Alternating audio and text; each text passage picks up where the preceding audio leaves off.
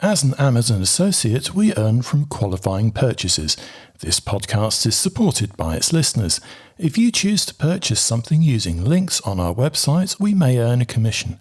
No books were warped, dog-eared, underlined with purple pen, eaten, cursed, cancelled, burned, or otherwise harmed in the making of this podcast.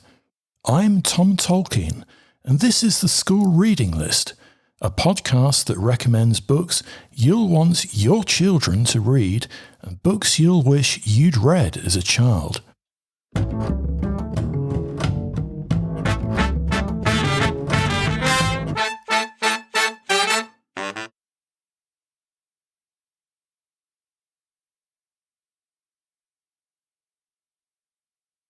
To kick off episode 24 of the School Reading List podcast, let's rip open some book post.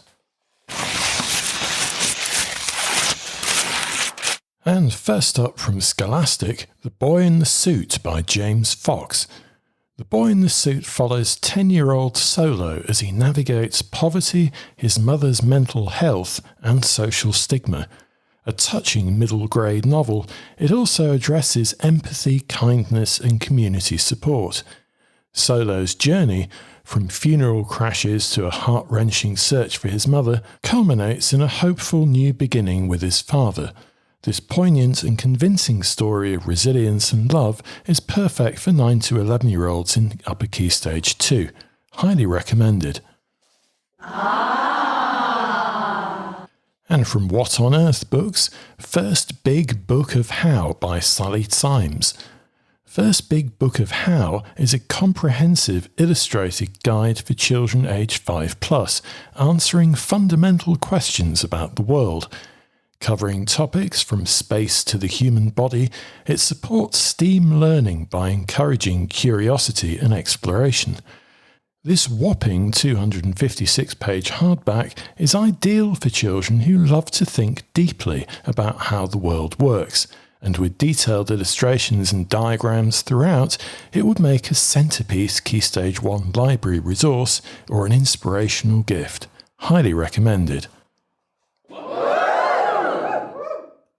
Serena and Laloolee Fly Away by Rosemary Clunie. Dreaming of flight, Serena creates enchanted wings with a blue stone, allowing her to soar upwards. Soon she meets Laloolee in a magical realm, learns to control her flight, and finds a way home. Perfect for reading with 4 to 8-year-olds, this marvellously inventive and deeply satisfying modern fable combines a charming narrative with spectacularly colourful collage and screen print illustrations. It's ideal for sparking creative writing ideas in Key Stage 1 and enthralling younger children at bedtime. Clive Penguin by Hugh Lewis-Jones and Ben Sanders. Clive Penguin tells the funny and quirky story of a penguin who, tired of the cold, embarks on a journey to find warmth. Suitable for children aged 3 to 6, the book offers opportunities to discuss the difference between wants and needs, and to explore topics related to polar habitats and animal characteristics. The simple, engaging narrative and bold illustrations make it ideal for early years classrooms. Ivy, Newt and the Vampixies by Derek Keilty. Ivy, Tom and Griselda the Sandwich search for vital spell ingredients on a distant island volcano. But along the way, they discover the nasty Vampixies want to drain all the magic from Miracula. Can the team save Miracula and its magic from the winged baddies before it's too late? This highly readable and fast-paced short chapter series is perfect for less confident readers in Lower Key Stage 2. It's also a winner for reading with intervention groups. Ooh. The Skeleton in the Cupboard and Other Stories by Lilija Berzinska. And this one's from the Emma Press. Award-winning Lilija Berzinska presents 9 fairy tales inspired by and set on the Livonian coast in northern Latvia. Exploring the lives and challenges of various mysterious creatures, the clever sequence of stories will make children empathise, consider the worries of others, and think about their own experiences. The writing sparkles, and each short tale is a window into an imaginative yet strangely familiar fairy tale world. There's much to discuss, from philosophical themes to creative writing ideas, and The Skeleton in the Cupboard is ideal for reading in Key Stage 2 book clubs and creative writing sessions. Highly recommended. Life in the Wild by Lizzie Daly. Life in the Wild follows the extraordinary journeys of 10 animals, from sharks and seabirds to big cats and wolves. Lizzie Daly, a wildlife biologist and presenter, blends science and storytelling to explore migration, survival, and unique animal behaviours. Aimed at 7+-year-olds, this large-format hardback is filled with real-life wildlife adventure, high-quality non-fiction text, and thought-provoking ecological insights. The blend of conservation themes, zoological explanations, and real-world facts is a highlight. We highly recommend this book to primary school libraries. Nina Peanut Mega Mystery Solver by Sarah Bowie. Nina Peanut, detective and ghost hunter, investigates a mysterious haunted shoe while running for class captain against the nasty Megan Dunn. What could possibly go wrong? Blending laugh-out-loud fun, we loved Mr. Harrison, with themes of friendship and politics, it will appeal to less confident readers who enjoy school-based stories and mysteries. Teachers of less able writers will find Nina Peanut invaluable for modelling story sequencing. If your Key Stage 2 children like Dogman, Tom Gates or Lottie Brooks, they'll love this. Expect this heavyweight full-colour graphic novel romp to regularly disappear from your bookshelf. Ooh. Popcorn by Rob Harrell. In Popcorn, Rob Harrell presents a poignant story about Andrew, who grapples with anxiety exacerbated by various mishaps, including a school bully and an exploding science experiment. The situation worsens when he learns that his grandmother, who has Alzheimer's, is missing.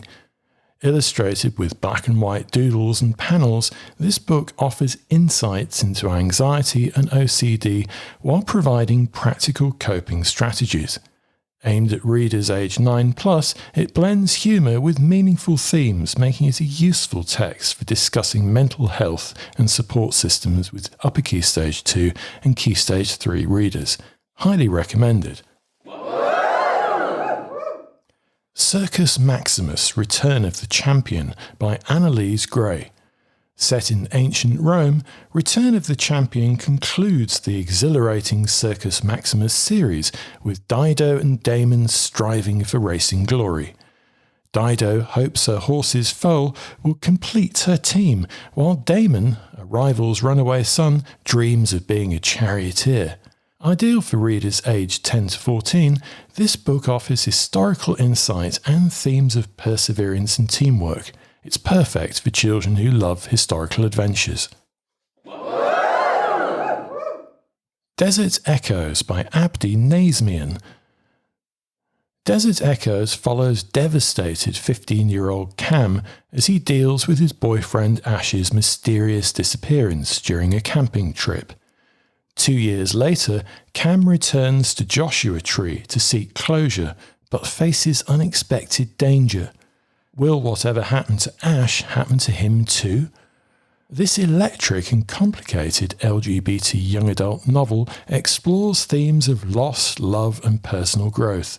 It will move every 14 to 18-year-old who reads it. Highly recommended. Within the Heart of Wicked Creatures by Rima Orie. Born with the power to manipulate souls, Priya finds herself in an elite military academy in a war-torn country. This unusually gripping story explores visceral themes of survival and self-discovery. Suitable for fiery children aged 12 and up, it will appeal to those interested in dark fantasy and complex characters. The Dagger and the Flame by Catherine Doyle. Shade magic, gangs, and dark secrets fuel this thrilling romantasy between rival assassins in the spellbinding kingdom of Fantôme. Perfect for 14-plus-year-old fans of Sarah J. Maas and Leigh Bardugo, this enemies-to-lovers blockbuster blends vividly described cityscapes with catacombs, delicious revenge, and forbidden love.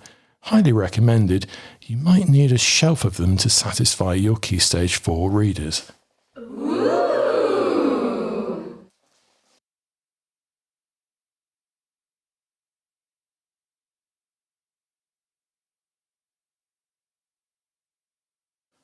Thank you to all the publishers and publicists for sending us books to review here on this podcast and on our website schoolreadinglist.co.uk.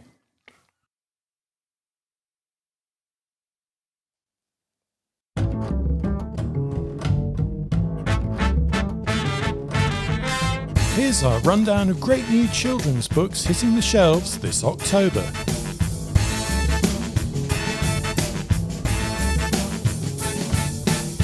Ditching Saskia by John Moore and Neetols. Family by Patricia Hegarty and Britta Teckentrup. Bunny's Most Fabulous Holiday Ever by Brian Fitzgerald. One Wise Sheep by Ulrich Hub.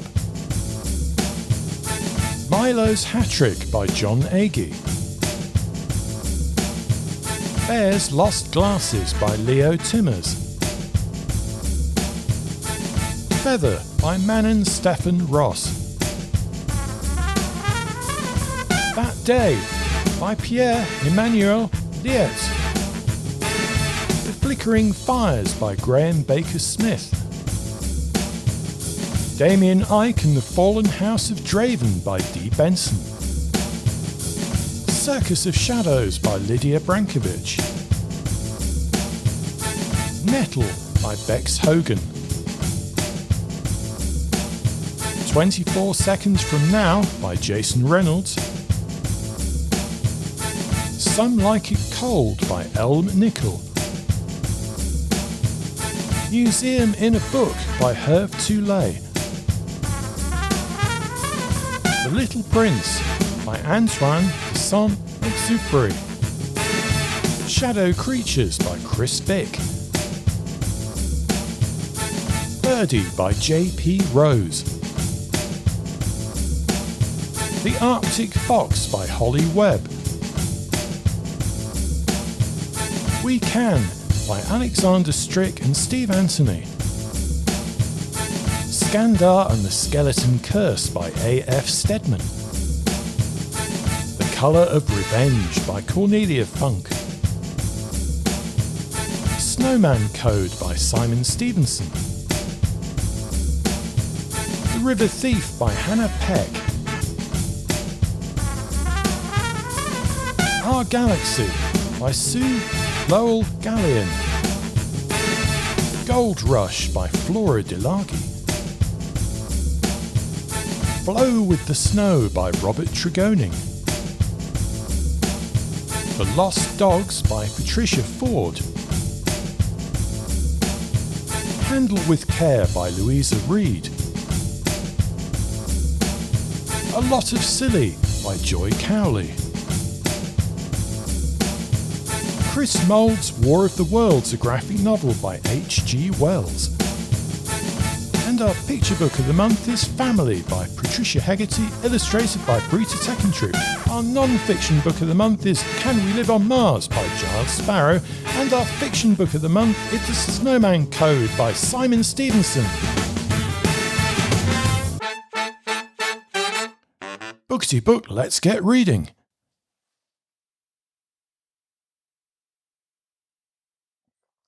If you're a teacher, librarian, or avid bookworm who loves children's or YA books, and you'd like to review brand new titles for the school reading list, get in touch by email. We'd love to hear from you.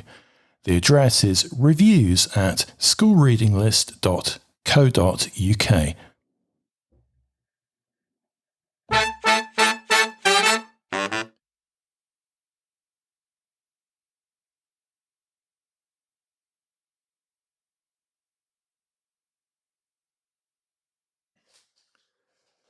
And in this month's podcast, we're shining a light on our Year 5 reading list. And here are some of the newest titles we've listed. Glassborn by Peter Bunzel. When the clock strikes 13, Acton, the youngest of the 4 Bell siblings, finds himself in fairyland and forced to work for an evil queen. Can Cora, Elle and Bram save their brother before it's too late? This spectacularly realised fantasy quest story is brilliantly written, with convincing characters in an unforgettable world. It's a must-read for fans of magic, daring adventure and gripping twists. Highly recommended. Beastlands, Race to Frostfall Mountain by Jess French. Jess French transports readers to Rimoa, an island world once teeming with wildlife and nature. This captivating tale, with incredible creatures and settings, follows Kayla, who's on a quest to rescue her stolen winged pangren. With friends Alethea and Rustus, she's thrust into an epic adventure brimming with friendship and peril that will grip Upper Key Stage 2 readers. Beastlands blends a winning potion of magic, fantasy and fast-paced adventure. We can't wait for the sequel. Dungeon Runners Hero Trial by Kieran Larwood. Intrepid 9+-year-olds will relish this exhilarating journey into the world of dungeon runners with Kit, a determined part gnome, part dwarf, Gnorf, with big dreams and a big heart. With his friends Sandy and Thorn, Kit navigates mazes, puzzles and monsters in the compelling dungeon running league. Larwood's fun-filled storytelling, paired with Todd Stanton's vibrant illustrations, bring this action-packed, friendship-themed adventure to life. It's an irresistible read for less confident children. Aya and the Star Chaser by Radia Hafisa. When Aya gets struck by a star, she develops awesome powers, but will she be able to control them, and can she keep her family safe from the evil ruler Abinus? With a striking cover and illustrations by Kaylee McKean, this adventure chapter book will appeal to children who enjoy fantasy and folklore. Teachers will also appreciate the diverse cultural representation. Steeped in rich Bengali mythology, Aya and the Star Chaser is a captivating and rewarding read. The Island at the Edge of Night by Lucy Strange. Abandoned in a remote boarding school on a desolate Scottish island, Faye unravels secrets among a small group of students who've all been labelled wicked. Lucy Strange's gothic narrative, blending mystery and magical elements, will captivate 9+-year-old readers who enjoy being immersed in dark and twisty storylines. Exploring themes of overcoming fears, the power of friendship and the healing power of nature, this sparklingly atmospheric novel is an unforgettable read. Skandar and the Unicorn Thief by A.F. Stedman. 400 pages of epic, engaging and highly absorbing reading will take youngsters to a magical world of unicorns that they'll not want to leave. Don't be surprised if this book is on permanent loan from your school library. An excellent novel for sparking inventive creative writing ideas, it's also ideal for reading aloud and discussing in groups. Skandar is a fantasy novel that every classroom should have. Jummy and the River School by Sabine Adiyinka. Jummy is excited about joining an elite boarding school in southern Nigeria, but her joy is clouded by disappointment when her best friend Caro is not accepted. Caro arrives unexpectedly, not as a student but as a servant, just as Jummy is settling in and making new friends. This vivid first-person depiction of boarding school life, friendships and fast-paced fun will appeal to Key Stage 2 independent readers. Coming to England by Floella Benjamin. This inspiring autobiography sensitively and revealingly chronicles the Windrush experience of a young girl travelling from Trinidad for a new life in England in 1960. A powerful read, Floella Benjamin's childhood account is one that will resonate with Key Stage 2 children and one they'll be able to empathise with. This text will be a useful resource for autobiographical writing in Year 5 literacy lessons. AJ and the Mumbai Sun by Varsha Shah. When AJ starts up a school newspaper with his friends Saif, Vinod, Jasmine and Jai, he stumbles upon a web of corruption by powerful people. Can he evade danger and expose the crimes? With rich cultural details and compelling storytelling, AJ and the Mumbai Sun is a sublime slice of life to wistfully lose a few days reading.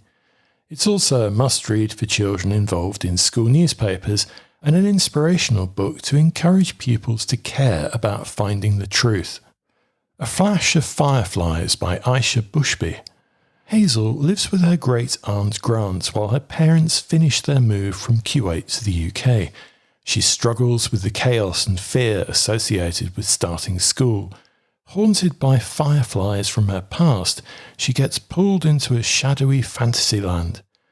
Interweaving magical twists, this novel gives an accurate portrayal of OCD through the use of fairy tale elements, while exploring mental health issues. It stresses getting support and working through change through fresh and original prose. Highly recommended for more confident readers. The Shark Caller by Zilla Bethel. In Papua New Guinea, Blue Wing longs to be a shark caller, but must learn to make friends with newcomer Maple. Initially rivals, they discover there's something they all have in common: grief. The girls set out to take on a ferocious shark. With themes of cultural traditions and personal growth woven into richly described island life and authentic Papuan Pidgin English, this mesmerising story tackles friendship, loss and forgiveness. A rewarding read. The Glorious Race of Magical Beasts by Alex Bell, illustrated by Tim McDonough. This delightful adventure celebrates libraries, books and unforgettable characters. In a world dominated by unlikely partnerships, friendship and courage, the fast-paced plot will keep Key Stage 2 readers engaged. There's world building, from the multi-levelled Harmonia to Eli's small library, and Eli's unwavering determination and ability to find the best in others. All this makes it an ideal chapter novel for reading groups. The Boy in the Smoke by Rachel Fattirotti.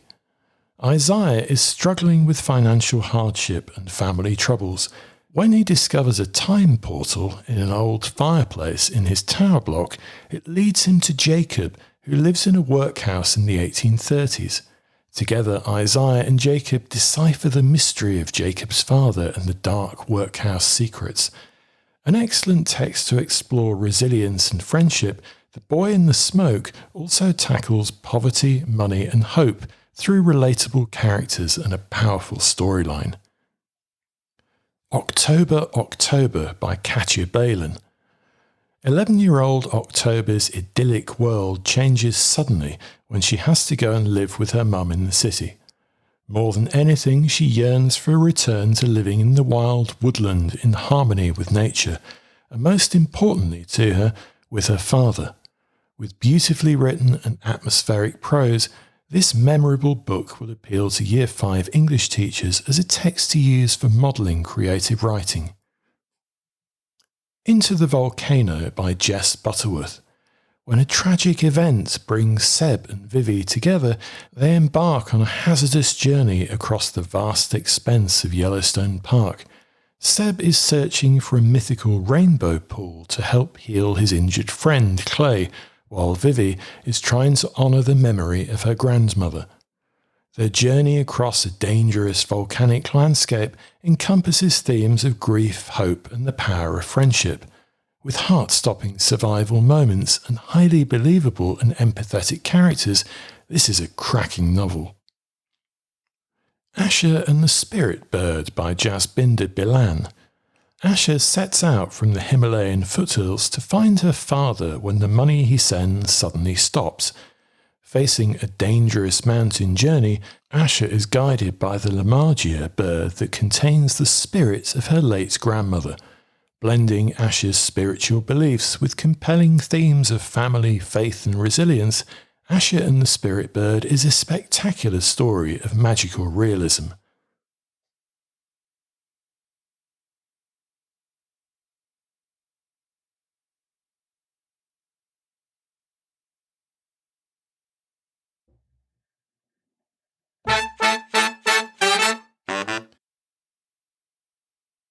Here's a selection of exciting new book tasters sent to us by new and self-published children's authors this month.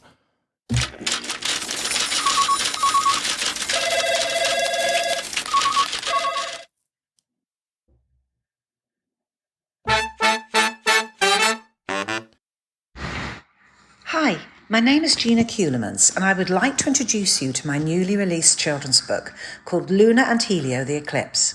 It is aimed at 3 to 7-year-olds and is the fictional tale of Luna the moon and Helio the sun and how they create an eclipse by accident. It is a story of friendship and helping each other to do the right thing even when it isn't easy. One day Luna has to stop Helio making a very big mistake with the help of Earth and the other planets in our solar system. The story is educational but doesn't overload young minds with 1,000 facts. It is the first in a series of Luna and Helio books, and I really hope you enjoy the story. It is available to buy on Amazon, Waterstones, W.H. Smith Foyles and Austin Macaulay Publishers. Thank you for listening.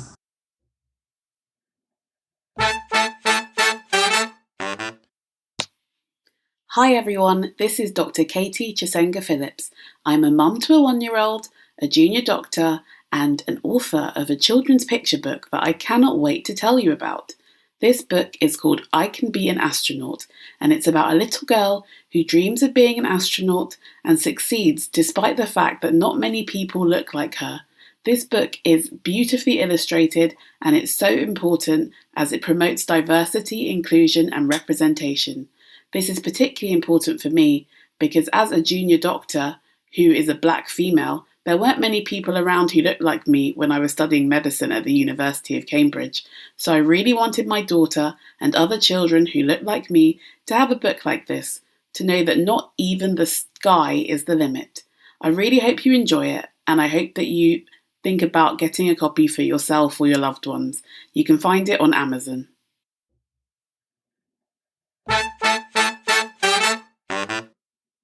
Have you heard how dangerous it was for an old woman to swallow a fly? If you think she could die from that, wait until you read There Was an Old Woman Who Followed a Spy. In a twist to the much-loved rhyme of a lady who has had enough to eat, Tommy from Ottawa and his daughter Tabitha bring you a new adventure. Tommy's the 7th of a dozen children, and then, just for fun, collected his own dozen children. When it comes to storytelling, he has had to tell them all, just to survive. If you choose to accept this mission, you'll find the children's picture book, There Was an Old Woman Who Followed a Spy, on Amazon.com, being released on November 24th, Black Friday. There Was an Old Woman Who Followed a Spy. It might be the beginning of a new series where old women of legends become sleuths in private eyes. You'll have to read it and decide. But then again, perhaps she'll die.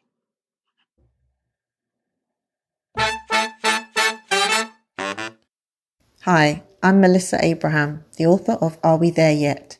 A picture book aimed at children aged 3 to 7 years, beautifully illustrated by Simone Douglas. Join Sarita as she embarks on an enchanting journey, crafting fantastical answers to her endless questions. My story features a playful conversation between a patient mum and her curious young daughter. The book is available from Amazon and Waterstones online.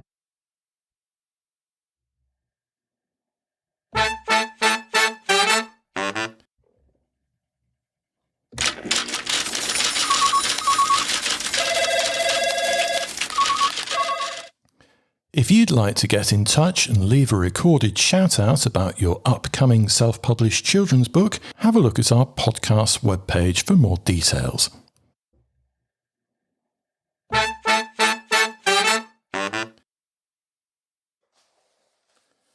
And in this episode, we're looking at why DuckDuckGo is a better search engine for teachers and educators. Teachers often rely on search engines to source materials, lesson plans, and reference resources.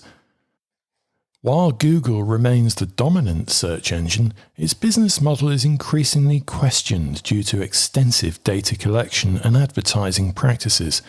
For teachers, privacy-conscious alternatives like DuckDuckGo offer distinct advantages, particularly when it comes to searching for English teaching materials and book-related resources. Google's business model revolves around personalized advertising, made possible by tracking users' search habits, browsing activity, and other personal data. While this model can result in more relevant advertising, it also raises privacy concerns. Google's data collection practices extend across its ecosystem, including YouTube, Gmail, and Android devices, making it omnipresent in users' digital lives. Despite the incognito mode, Google still collects certain type of data, and lawsuits have been filed in the United States challenging these data collection practices, even in private browsing sessions. DuckDuckGo, by contrast, does not collect or store any personal information. Its business model revolves around non-targeted advertising, based purely on search terms rather than personal profiles. This privacy-first approach can be especially important for educators who wish to protect their own data as well as that of their students. DuckDuckGo's transparency regarding its privacy practices is demonstrated through features like DuckDuckGo Privacy Essentials, a browser extension that blocks trackers and provides privacy ratings for websites. DuckDuckGo doesn't collect or use your data, nor does it use generative AI.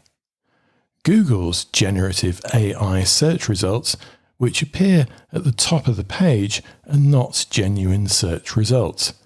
They're plagiarized and poorly paraphrased knockoffs of other people's work, presented as original information from Google. These results do not credit the author or link back to the original source. Google doesn't ask for permission, it simply steals. If this becomes the norm, creators will ultimately lose out and go out of business. Take this example. Each month we publish a selection of new titles for school book clubs. Google often lists these in its search results. However, recently, when trying to find them via Google, our site no longer appears. If you search for January 2024 School Book Club, Google's overview lists a series of books, all taken from our book club page. Google has copied the text, paraphrased it poorly, and presented it without asking for permission or giving us any credit. There's a Show More button, which, when pressed, expands the text, still copied, and then includes a tiny link icon. Pressing this does not take you to our website, but instead opens a shaded box on the right-hand side listing references. We are listed as a reference, but this is a little disingenuous since the sole source is our site. If you click the shaded box, nothing happens. If you counterintuitively click the very first part of the text, it will take you to our site. It takes 3 unlikely actions for a user to arrive at our site. Clearly, Google doesn't want you to leave its page, and to achieve that, it's prepared to steal content and pass it off as its own. Do you think that's ethical? Do you really want to use that kind of search engine in a school? Generative AI is like a parrot. It cannot create original content or suggest new ideas. If a parrot replaces thinking minds and originality is replaced by regurgitation, new ideas will die and innovation will be stifled. Would you rather ask a computerized parrot for information, or do you want to read the words of a living mind? So, if you're searching for books, resources, teaching materials, or anything else to encourage reading for pleasure, avoid search engines that use generative AI. One of the most significant criticisms of Google's personalised search results is the creation of filter bubbles. Google's algorithms tailor search results based on the user's previous searches and online behaviour, which can reinforce pre-existing biases and limit exposure to diverse perspectives. This is particularly relevant when teaching English or other subjects that benefit from diverse viewpoints, such as literature, history, and social studies. Google collects your data and uses it to create what it claims are personalised search results, but in reality, they're not. Google simply categorises you as being sufficiently like this person, or that person, or this cohort of similar accounts, and decides that if they like something, so will you. More often, it concludes that if they didn't like something, neither will you, and it excludes you from seeing information it doesn't think you'll read or click on, instead serving up content it bets you will engage with. That's why Google's search results are not diverse. They pander to majorities and marginalise minorities. Over the last 12 months, it's become more about algorithms and less about what you actually typed in and searched for. Google no longer aims to provide a direct answer to your query, it seeks to serve up information that keeps you on Google. Once you've clicked away, it aims to keep you using its browser, Chrome. This is not the same as providing you with a good answer. If you think about it, it's not in Google's interest to give you a quick, clear answer. Google makes money from serving ads on its search engine, and when you click through to a site, it profits from Google ads on websites, driven by data from Google's own Chrome browser. So, it's hardly surprising that Google wants to keep you on its search engine for as long as possible, and if you do leave it, to keep you on its Chrome browser for as long as possible. When you consider this, providing you with a quick, clear and useful answer to your search query isn't really in Google's interest. Google stores and uses your data. It employs AI to give you search results it thinks you will like, based on what people it perceives as similar to you have clicked on. It creates an echo chamber where users never see anything new, just what's trending within an AI-controlled clique. Increasingly, it's impossible to find new, original or different children's and YA books using Google. It just gives you more of the same. More AI-generated responses and more adverts. If not already, but certainly in the future, Google will only suggest book sites that have shouted the loudest, spent the most money on advertising, or paid SEO experts to manipulate the search results. Google is squeezing the life out of independent publishers, bloggers, reviewers, and recommendation sites like the school reading list. DuckDuckGo, by not personalising search results, offers more objective and unbiased information. Teachers searching for resources on sensitive topics, such as political ideologies or social issues, may find that DuckDuckGo provides a broader range of perspectives. This is especially valuable in an educational setting, where it's important to present students with varied viewpoints, rather than a narrow set of filtered results. For teachers and students alike, simplicity is often key. DuckDuckGo's interface is streamlined and easy to navigate, with minimal distractions. The absence of personalised ads and the lack of tracking make it an attractive tool for classroom use. When students use Google, their search history can shape future results. But with DuckDuckGo, every search starts fresh, making it ideal for projects and activities that require unbiased information. DuckDuckGo's simple interface also provides an opportunity to teaching internet privacy. Students can learn about the importance of privacy in the digital age and how companies like Google track and monetize user data. Educators can use DuckDuckGo as a practical tool to introduce discussions about online safety, personal data, and the ethics of data collection. Such discussions can fit into social studies, digital literacy, or current affairs curricula, encouraging students to think critically about their online presence. One of the key tasks for English teachers is sourcing reading materials, book recommendations, and related resources for their students. DuckDuckGo performs this task without the distraction of targeted advertising or personalised results, allowing teachers to focus purely on content. For example, when searching for English teaching guides or book reviews, teachers are less likely to encounter unrelated ads that might disrupt that search process. Google's search results, while comprehensive, can sometimes be influenced by commercial interests. High-ranking results are often driven by companies that pay for placement or have optimized their content for search algorithms.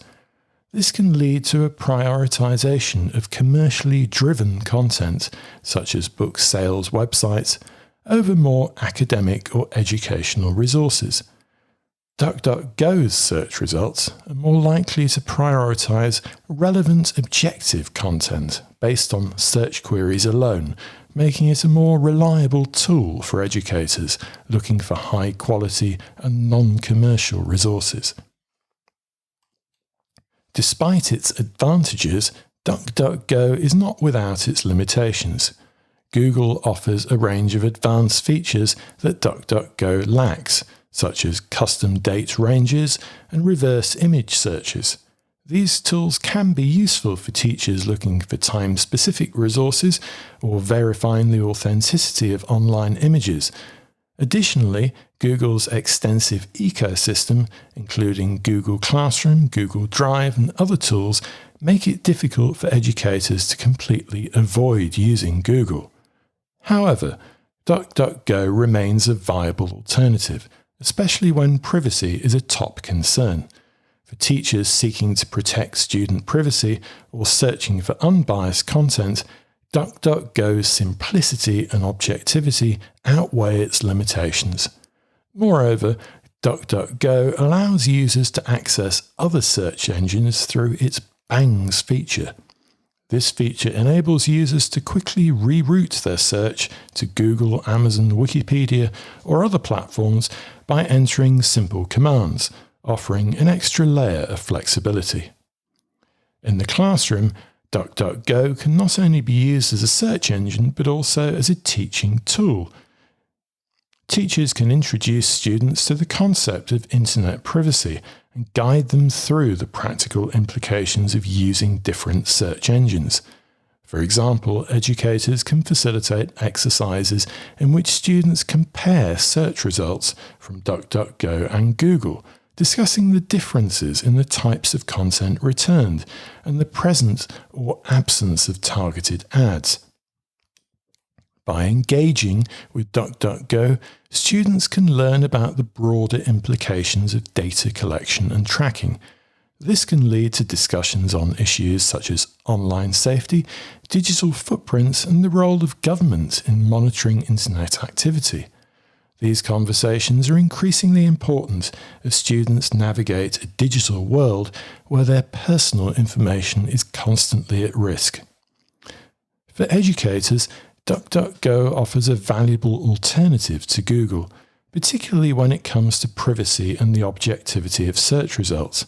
Its lack of personalized advertising and search filters makes it an ideal tool for sourcing unbiased educational content, while its privacy-first approach aligns with growing concerns over data protection.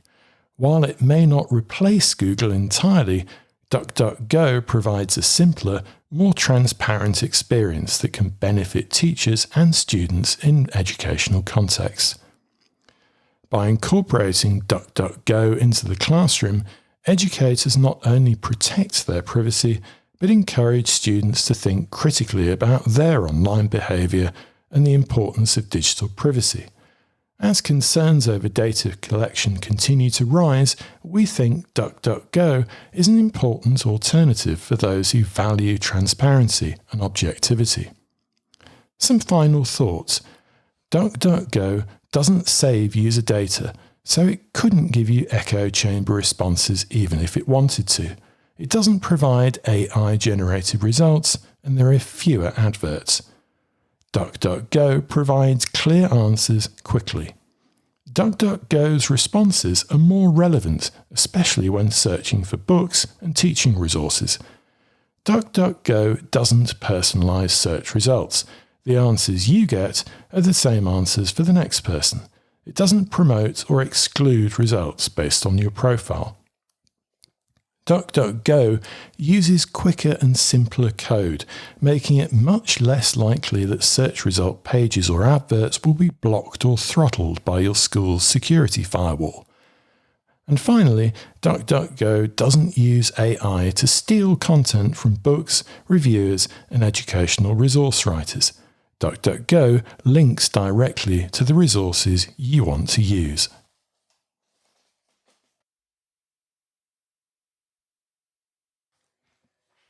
If you'd like to get in touch, use the hashtag SRLpodcast on Twitter or drop us a line using the contact form or messaging button on our website schoolreadinglist.co.uk.